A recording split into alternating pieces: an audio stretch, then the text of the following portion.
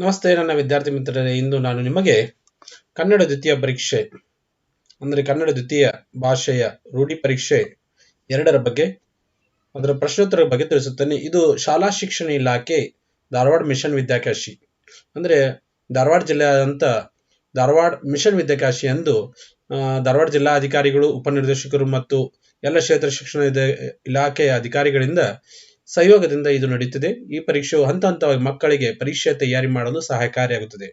ಮಕ್ಕಳು ಹಂತ ಹಂತವಾಗಿ ತಮ್ಮ ಪರೀಕ್ಷೆ ತಯಾರಿಯನ್ನು ಇಲ್ಲಿ ಮಾಡಬಹುದು. ಇದೊಂದು ಬಹಳಷ್ಟು ಒಳ್ಳೆಯ ಪ್ರಯತ್ನ ಎಂದು ನಾನು ಇಲ್ಲಿ ಬಯಸುತ್ತೇನೆ.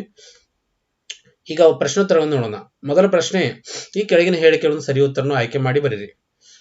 पहला क्वेश्चन है, यहाँ ऑब्जेक्टिव दिया गया है, ऑब्जेक्टिव में सही आंसर जो है उसे लिखना है. ನಾನು ಸ್ವಲ್ಪ ಹಿಂದಿಯಲ್ಲಿ ಹೇಳ್ತಿದ್ದೇನೆ, ಯಾಕೆಂದ್ರೆ ನನ್ನ ಬಹಳಷ್ಟು ವಿದ್ಯಾರ್ಥಿಗಳು ನನಗೆ ಸ್ವಲ್ಪ ಹಿಂದಿಯಲ್ಲಿ ಇದನ್ನು ಭಾಷಾಂತರಿಸಿ ಹೇಳಿ ಎಂದು ಹೇಳಿದ್ದರಿಂದ ನಾನು ಹಿಂದಿಯಲ್ಲೂ ಸಹ ಹೇಳ್ತಾ ಇದ್ದೇನೆ. तो पहला क्वेश्चन है, रुद्राक्षी पद ಈ ಸಂಧಿಗೆ ಉದಾಹರಣೆ. रुद्राक्षी ये कौन सा संधि होता है? रुद्राक्षी ಯಾವ ಸಂಧಿ ಆಗುತ್ತದೆ? ಗುಣ ಸಂಧಿ, ಯನ ಸಂಧಿ, ಆದೇಶ ಸಂಧಿ ಮತ್ತು ಸವರ್ಣ ಸಂಧಿ ಕೊಡಲಾಗಿದೆ. ರುದ್ರಾಕ್ಷಿಯನ್ನು ನಾವು ಬಿಡಿಸಿ ಬರೆದಾಗ ರುದ್ರ ಪ್ಲಸ್ ಅಕ್ಷಿ ಆಗುತ್ತದೆ. ಅದ ಮುಂದೆ ಬಂದು ನಾವು ಕೂಡಿಸಿ ಬರೆದಾಗ ಆ ಬರುತ್ತದೆ. ಅಂದರೆ ಸ್ವರದ ಮುಂದೆ ಸ್ವರ ಬಂದು ದೀರ್ಘಾಕ್ಷರವು ಉತ್ತರದಲ್ಲಿ ಬರೋದ್ರಿಂದ ಇದನ್ನು ಸವರ್ಣ ದೀರ್ಘ ಸಂಧಿ ಎಂದು ನಾವು ಹೇಳುತ್ತೇವೆ. ಎರಡನೇ ಪ್ರಶ್ನೆ, ಗಿಳಿಯು ಹಣ್ಣನ್ನು ತಿನ್ನುತ್ತದೆ. ಗೆರೆ ಎಳೆದ ಪದ ಈ ಕಾಲದಲ್ಲಿದೆ. ನೋಡಿ, ಇಲ್ಲಿ ಗೆರೆ ಎಳೆದ ಪದ ಯಾವ ಕಾಲದಲ್ಲಿದೆ? ತಿನ್ನುತ್ತದೆ, ಇದಕ್ಕೆ ಗೆರೆ ಎಳೆಯಲಾಗಿದೆ. ಇದರ ಉತ್ತರ ಭೂತಕಾಲ, ಭವಿಷ್ಯತ್ ಕಾಲ, ವರ್ತಮಾನ ಕಾಲ ಮತ್ತು ಸರ್ವಕಾಲ ಕೊಡಲಾಗಿದೆ. ಇದರಲ್ಲಿ ಸರ್ವಕಾಲ ಈ ಆಪ್ಷನ್ ತಪ್ಪಾಗಿದೆ, ಆದ್ದರಿಂದ ನಾವು ಇದನ್ನು ನೋಡಬಾರದು. ಇಲ್ಲಿ ಕೊಟ್ಟಂತ 3 ಕಾಲ, ಯಾಕಂದ್ರೆ ಕಾಲಗಳಲ್ಲಿ 3 ಪ್ರಕಾರವೇ, ಭೂತಕಾಲ, ಭವಿಷ್ಯತ್ ಕಾಲ और ವರ್ತಮಾನ ಕಾಲ. ಕಾಲ में 3 ಪ್ರಕಾರ, ಭೂತಕಾಲ, ಭವಿಷ್ಯತ್ ಕಾಲ, ವರ್ತಮಾನ. ಇದನ್ನು ಇಂಗ್ಲಿಷ್ ನಲ್ಲಿ ಪ್ರೆಸೆಂಟ್, ಪಾಸ್ಟ್, ಫ್ಯೂಚರ್ ಎಂದು ನಾವು ಹೇಳಬಹುದು. ಈ ಗಿಳಿಯು ಹಣ್ಣನ್ನು ತಿನ್ನುತ್ತದೆ, ಇದು ಯಾವ ಕಾಲದಲ್ಲಿ ಆಗುತ್ತದೆ ಅಂದ್ರೆ ये जो इसका सही आंसर है ವರ್ತಮಾನ ಕಾಲ. ಸರಿಯಾದ ಉತ್ತರ ವರ್ತಮಾನ ಕಾಲ. ಎರಡನೇ ಪ್ರಶ್ನೆ, ಕೆಳಗಿನ ಪ್ರಶ್ನೆಗಳಿಗೆ ಒಂದೊಂದು ವಾಕ್ಯದಲ್ಲಿ ಉತ್ತರಿಸಿ. ಇಲ್ಲಿ 2 ಪ್ರಶ್ನೆ ಕೊಡಲಾಗಿದೆ, ಇದರಲ್ಲಿ ಒಂದೊಂದು ವಾಕ್ಯವನ್ನು ಉತ್ತರಿಸಬೇಕು. यहाँ 2 प्रश्न दिया गया है, 1 मार्क्स के क्वेश्चन, इसे सही आंसर हमें लिखना है. ಶ್ರೇಷ್ಠ ಗುರುವಿನಲ್ಲಿ ಎಂತ ಶಕ್ತಿ ಇರುತ್ತದೆ? ಶಿಷ್ಯರ ಮನಸ್ಸನ್ನು ಓದುವ ಶಕ್ತಿ ಇರುತ್ತದೆ. ಶಿಷ್ಯರ ಅಭಿಲಾಷೆ ತಕ್ಕಂತೆ ಜ್ಞಾನ ಕೊಡುವ ಶಕ್ತಿ ಇರ್ತದೆ, ಇದು ಸಹ ಸರಿಯಾದ ಉತ್ತರವಾಗಿದೆ. ಮತ್ತು ಶಿಷ್ಯರ ಮನಸ್ಸನ್ನು ಓದುವ ಶಕ್ತಿ ಇರ್ತದೆ ಎಂದು ಸಹ ನಾವು ಬರೆಯಬಹುದು. 4ನೇ ಪ್ರಶ್ನೆ, ಚೈತ್ರದಲ್ಲಿ ಯಾವುದರ ವಾಲ್ಗ ನಡೆಯುತ್ತದೆ? ಚೈತ್ರದಲ್ಲಿ ನೆಲಮುಗಿಲ ಪ್ರಾಣಿ ಪಕ್ಷಿಗಳ ವಾಲ್ಗ ನಡೆದುತ್ತದೆ. ನಂತರ ಬರೋಣ ನಾವು 2-3 ವಾಕ್ಯಕ್ಕೆ ಪ್ರಶ್ನೆಗಳು. ಯುಗದ ಆದಿ ತಂದ ಸಂಭ್ರಮವೇನು? ಯುಗದ ಆದಿ ತಂದರ ಸಂಭ್ರಮವೇನು? ಇದರ ಉತ್ತರ, ಯುಗದ ಆದಿ ಎಂದರೆ ನೂತನ ವರ್ಷದ ಆರಂಭವನ್ನು ಸೂಚಿಸುವ ಯುಗಾದಿ ಹಬ್ಬವು ಒಂದು ಸುಖದ ಸಗ್ಗೆಯನ್ನು ತಂದಿದೆ. ಇದರಿಂದ ಜಗತ್ತೆಲ್ಲ ಹೊಸ ಕಡೆಯಿಂದ ಕಂಗೊಳಿಸಿದೆ. ಇಡೀ ಪ್ರಕೃತಿ ಹಸಿರಿನಿಂದ ಕೂಡಿದ್ದು ಹೊಸ ಚೈತನ್ಯವನ್ನು ಹೊಂದಿದೆ. ಭೂಮಿ ತಾಯಿ ನವವಧುವಿನಂತೆ ಶೃಂಗಾರಗೊಂಡಂತೆ ಕಾಣುತ್ತಿದ್ದಾಳೆ. ಪೊಯಂ ಅನ್ನು ನಾವು ನೆನಪಿಡಬೇಕಾದ್ರೆ ಎಲ್ಲ ಪ್ಯಾರಾಗ್ರಾಫ್ ನೆನಪಿಡಬೇಕು, ಆಗ ಮಾತ್ರ ನಮಗೆ ಉತ್ತರ ಬರೆಯಲು ಸರಿಯಾಗಿ ಬರುತ್ತದೆ. ಎರಡನೇ ಪ್ರಶ್ನೆ, ವೈದ್ಯರ ಮನೆಯಿಂದ ಕಳುವಾದ ವಸ್ತುಗಳು ಮರಳಿ ಸಿಕ್ಕ ಬಗೆ. ಇದು ಕಳ್ಳರ ಗುರು ಎಂಬ ಪಾಠದಿಂದ ಕೊಡಲಾಗಿದೆ. ಇದು ಒಂದು ಸಪ್ಲಿಮೆಂಟರಿ ಲೆಸನ್. ಕಳ್ಳರ ಗುರು ಭೀಮಾನಾಯಕನ ಮಗ.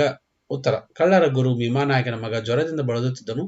ವೈದ್ಯರು ಅವನನ್ನು ಬದುಕಿಸಿದರು. ಮಗನ ಪ್ರಾಣ ಉಳಿಸಿದರಲ್ಲ ಎಂದು ಯೋಚಿಸಿ ಭೀಮಾನಾಯಕನಿಗೆ ನಾಚಿಕೆಯಾಗಿ ವೈದ್ಯರ ಮನೆಯಿಂದ ಕದ್ದು ತಂದ ಎಲ್ಲ ಸಾಮಾನು ಮರಳಿ ತಂದು ವೈದ್ಯರಿಗೆ ಒಪ್ಪಿಸಿದನು.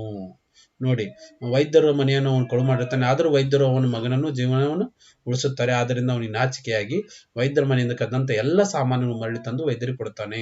ಈ ರೀತಿಯಾಗಿ ನಾವು ಉತ್ತರವನ್ನು ಬರೆದರೆ ನಮಗೆ 2 ಮಾರ್ಕಸ್ ಅಂದರೆ 2 ಅಂಕಗಳು ದೊರೆಯುತ್ತವೆ. ಈ ಕೆಳಗಿನ ಹೇಳಿಕೆಯನ್ನು ಸಂದರ್ಭದಲ್ಲಿ ವಿವರಿಸಿರಿ. 3 ಮಾರ್ಕಸ್. ಮಗು ಇಂದಿನಿಂದ ಇದು ನನ್ನ ಹಾರ್ಮೋನಿಯಂ. ನೋಡಿ, ಸಂದರ್ಭ ಬರೆಯುವಾಗ ನಾವು ಲೇಖಕರ ಹೆಸರು, ಪಾಠದ ಹೆಸರು ಮತ್ತು ಆಕೃತಿ ಅಂತ ಬರೀಬೇಕು, ಮತ್ತು ಯಾರು ಯಾರಿಗೆ ಹೇಳಿದ್ದಾರೆ ಮತ್ತು ಏಕೆ ಎಂಬುದನ್ನು ವಿವರಿಸಿ ಬರೆದರೆ ನಮಗೆ 3 ಅಂಕಗಳು ದೊರೆಯುತ್ತವೆ. संदर्भ जब भी हमें लिखते हैं, लेखक का नाम, सबक का नाम और आकर ग्रंथ का नाम लिखना है और कौन किसे बोले और क्यों बोला गया कहकर रीजन उसे लिखे तो अपना 3 मार्क्स मिलता है. तो मैं अभी आंसर बोलता हूँ. ಈಗ ಆನ್ಸರ್ ಉತ್ತರ ನೋಡಿ. ಮಗು ಇಂದಿನಿಂದ ಇದು ನನ್ನ ಹಾರ್ಮೋನಿಯಂ. ಇದು 3ನೇ ಪಾಠ, ಗಾನಯೋಗಿ ಪಂಡಿತ್ ಪುಟ್ಟರಾಜ್ ಗವಾಯಿ ಪಾಠದಿಂದ ಆರಿಸಲಾಗಿದೆ. ಆದ್ದರಿಂದ ಇದರ ಲೇಖಕರು ಈ ವಾಕ್ಯವನ್ನು ರಮೇಶ್ ಗೌಡ, ಮಲ್ಲನಗೌಡ, ಕಲ್ಲನಗೌಡ ಅವರು ಬರೆದಿರುವ ಗಾನಯೋಗಿ ಪಂಡಿತ್ ಪುಟ್ಟರಾಜ್ ಗವಾಯಿ ಎಂಬ ಪಾಠದಿಂದ ಆರಿಸಿಕೊಳ್ಳಲಾಗಿದೆ. ಆಕರ ಗ್ರಂಥ ಗಾನಯೋಗಿ ಡಾಕ್ಟರ್ ಪಂಡಿತ್ ಪುಟ್ಟರಾಜ್ ಕವಿ ಗವಾಯಿಗಳು. ಸ್ವಾರಸ್ಯ, ಈ ಮಾತನ್ನು ಪುಟ್ಟರಾಜರ ಸೋದರ ಮಾವ ಹೇಳಿದ್ದಾರೆ. ಪುಟ್ಟರಾಜರು ಹಾರ್ಮೋನಿಯಂ ಬಾರಿಸಿದಾಗ ಅದರ ಧ್ವನಿ ಕೇಳಿ ಊರಿನ ಜನ ಮನೆಯ ಒಳವರೆಗೆ ಬಂದು ಕೇಳುತ್ತಾರೆ. ಸೋದರ ಮಾವ ಬಂದದ್ದು ನೋಡಿ ಪುಟ್ಟರಾಜ್, ತಪ್ಪಾಯಿತು ಮಾವ, ಇನ್ನು ಮುಂದೆ ಹಾರ್ಮೋನಿಯಂ ಮುಟ್ಟುವುದಿಲ್ಲ ಎಂದು ಹೇಳಿದಾಗ ಸೋದರ ಮಾವ ಮೇಲಿನ ಮಾತನ್ನು ಹೇಳುತ್ತಾರೆ. ಮೇಲಿನಂತೆ ಸೋದರ ಮಾವರು ಹೇಳುವಾಗ ಈ ಮಾತು ಬಂದಿದೆ ಎಂದು ನಾವು ಇಲ್ಲಿ ಬರೆಯಬೇಕು. ಕವಿ ಪರಿಚಯ ಕೊಡಲಾಗಿದೆ. ಕವಿ ಪರಿಚಯ ಬಸವರಾಜ ಸಾದರ್ ಅವರು ಕೊಡಲಾಗಿದೆ. ಕವಿ ಪರಿಚಯ ನೀವು ಬರೆಯುವಾಗ जन्मकाल, जन्मस्थल, साहित्य ಮತ್ತು ಪ್ರಶಸ್ತಿ ಬರೆದರೆ ನಿಮಗೆ 3 अंक ದೊರೆಯುತ್ತದೆ. जब भी आपको कवि परिचय दिया जाएगा, आप जन्मकाल, जन्मस्थल और साहित्य और उनके प्रशस्ति यानी अवार्ड जो मिले हैं उसे लिखे तो आपको 3 मार्क्स मिलेगा. ಸವಿಚರಿತ್ರವನ್ನು ಬರೆದಿರುವ ಬಸವರಾಜ ಸಾದರ್ ಬಗ್ಗೆ ಇಲ್ಲಿ ಪರಿಚಯ ಕೊಡಲಾಗಿದೆ. ಕವಿ ಬಸವರಾಜ ಸಾದರ್, ಜನ್ಮಕಾಲ 1955ರಲ್ಲಿ, ಜನ್ಮಸ್ಥಳ ಧಾರವಾಡ ಜಿಲ್ಲೆಯ ಕುಂದಗೋಳದಲ್ಲಿ ಜನಿಸಿದರು. ಸಾಹಿತ್ಯ ಸಿಸಿಪರ್ಸುತ್ತು ತಬ್ದಂಡ ಹೊಸ ಆಲೋಚನೆ. ಪ್ರಶಸ್ತಿಗಳು ಶ್ರೀಯುತರಿಗೆ ರಾಜ್ಯ ಸಾಹಿತ್ಯ ಅಕಾಡೆಮಿ ಜಯತೀರ್ಥ ರಾಜ ಪುರೋಹಿತ ಸ್ಮಾರಕ ಬಹುಮಾನ ಮತ್ತು ಅಖಿಲ ಭಾರತೀಯ ಆಕಾಶವಾಣಿ ಸ್ಪರ್ಧೆ ಬಹುಮಾನ ದೊರೆತಿದೆ. ಇಷ್ಟು ಬರೆದರೆ ನಮಗೆ 3 अंक. इतना लिखे तो आपको 3 मार्क्स मिल जाएगा. ಈ ಕೆಳಗಿನ ಹೇಳಿಕೆ ಅಲಂಕಾರ ಲಕ್ಷಣದೊಂದಿಗೆ ಸಮನ್ವಯಗೊಳಿಸಿ. ನೋಡಿ ಇಲ್ಲಿ 9ನೇ ಪ್ರಶ್ನೆ, ನಿನ್ನಂತ ಪುತ್ರ ರತ್ನವೊಂದನ್ನು ಹೆತ್ತ ಭಾಗ್ಯ ನನ್ನದಾಗಲಿ. ಇದು ಯಾವ ಅಲಂಕಾರ ಎಂದು ಕೊಡಲಾಗಿದೆ. ಇದು ನೋಡಿ ಅಲಂಕಾರದ ಹೆಸರು ರೂಪಕ ಅಲಂಕಾರ. ಲಕ್ಷಣ ಒಂದು ಮತ್ತೊಂದರಂತೆ ಇದೆ ಎಂದು ಹೇಳದೆ ಹೋಲಿಸುವ ವಸ್ತುಗಳೆರಡು ಒಂದೇ ಎಂದು ಹೇಳುವುದನ್ನು ರೂಪಕ ಅಲಂಕಾರ, ವರ್ಣಿಸುವುದನ್ನು ರೂಪಕ ಅಲಂಕಾರ ಎನ್ನುತ್ತಾರೆ. ಉಪಮೇಯ, ಪುಟ್ಟರಾಜರನ್ನು ತಾಯಿ ಸಿದ್ದಮ್ಮ ಹೇಳಿದ್ದಾರೆ, ನಿನ್ನಂತ ಪುತ್ರರತ್ನ ಹೆತ್ತ ಭಾಗ್ಯ ನನ್ನದಾಗಲಿ ಎಂದು ಸಿದ್ದಮ್ಮ ಪುಟ್ಟರಾಜರಿಗೆ ಹೇಳುವಾಗ ಈ ಮಾತು ಬಂದಿದ್ದರಿಂದ ನಾವು ಉಪಮೇಯ ಪುತ್ರ ಪುಟ್ಟರಾಜರನ್ನು ಅಂತ ಬರೆಯಲಾಗಿದೆ. ಉಪಮಾನ ರತ್ನಕ್ಕೆ ಹೋಲಿಸಲಾಗಿದ್ದರಿಂದ ರತ್ನಕ್ಕೆ ಎಂದು ಬರೆದಿದೆ. ಸಮನ್ವಯ, ಇಲ್ಲಿ ಉಪಮೇಯವಾದ ಪುಟ್ಟರಾಜರನ್ನು ಉಪಮಾನವಾದ ರತ್ನಕ್ಕೆ ಅಭೇದವಾಗಿ ವರ್ಣಿಸಲಾಗಿದೆ, ಆದ್ದರಿಂದ ಇದು ರೂಪಕ ಅಲಂಕಾರ. ಇಷ್ಟು ಬರೆದರೆ ನಮಗೆ 3 ಅಂಕಗಳು ದೊರೆಯುತ್ತವೆ. ಪೋಯಂ, ಕೆಳಗಿನ ಪದ್ಯ ಭಾಗವನ್ನು ಪೂರ್ಣಗೊಳಿಸಿ. ನೋಡಿ ಇಲ್ಲಿ ಕೊರಡು ಕೊನರಿಸಿ ತುದಿಗೆ ಮುಗುಳನಗೆ ಮುತ್ತಿಟ್ಟು ಬರಡು ಜೀವಕ್ಕೆ ವಸತು ಚೈತನ್ಯವು ಕುಕಿಲ ಕೋಗಿಲೆ ಕಂಠ ಮುಕ್ತ ತಾರಕಕ್ಕೇರಿ ಚಿಲಿಪಿಲಿಯ ಕಲರವಕ್ಕೆ ಮತ್ತೇರಿದೆ. ಸವಿಚಂದ್ರದ ಪದ್ಯವನ್ನು ಕೊಡಲಾಗಿತ್ತು. ಕೊನೆ ಪ್ರಶ್ನೆ, ಪುಟ್ಟರಾಜರು ಸಮಾಜಕ್ಕೆ ಮುಡುಪಾದ ಪ್ರಸಂಗವನ್ನು ವಿವರಿಸಿ. ಇದರ ಉತ್ತರ ಈ ರೀತಿಯಾಗಿದೆ. ಪಂಚಾಕ್ಷರಿ ಗವಾಯಿಗಳು ಸಂಚಾರಿ ಪಾಠಶಾಲೆಯು ಹೊಳೆ ಹಾಲೂರಿನಲ್ಲಿ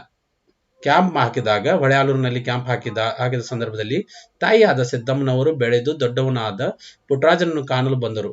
ಸಂಗೀತದ ಸಕಲ ವಿದ್ಯೆಗಳಲ್ಲಿ ಪಾರಂಗತನಾದ ಮುದ್ದು ಮಗನನ್ನು ನೋಡಿದ ತಾಯಿ ಪಂಚಾಕ್ಷರಿ ಗವಾಯಿಗಳ ಪಾದಕ್ಕೆರಗಿ ಸೆರಗೊಡ್ಡಿ ಮಗನನ್ನು ಮನೆಗೆ ಕಳಿಸಿಕೊಡುವಂತೆ ಬೇಡಿಕೊಂಡರು. ಗವಾಯಿಗಳು ಅವನು ಬಂದರೆ ಕರೆದುಕೊಂಡು ಹೋಗು ತಾಯಿ ಎಂದು ಹೇಳಿದರು. ಸಿದ್ದಮ್ಮನವರು ಪುಟ್ಟಯ್ಯ ಕಡೆ ಬಂದು ಮನೆಗೆ ಬರುವಂತೆ ಕೇಳಿಕೊಂಡರು. ಆದರೆ ಪುಟ್ಟಯ್ಯ ನನಗೆ ನನ್ನ ಸರ್ವಸ್ವವನ್ನು ಗುರುಗಳು ಸಮಾಜದ ಹಣದಿಂದ ನನಗೆ ವಿದ್ಯೆ ಕೊಟ್ಟಿದ್ದಾರೆ. ಸಮಾಜದ ಋಣವನ್ನು ತೀರಿಸದೆ ಹೇಗೆ ನಿನ್ನ ಜೊತೆ ಬರಲಿ ತಾಯಿ, ನೀನೇ ಹೇಳು. ಭವದಲ್ಲಿಯ ಎಲ್ಲ ಬಂಧನಗಳನ್ನು ತೊಡೆದು ಹಾಕಿರುವೆ.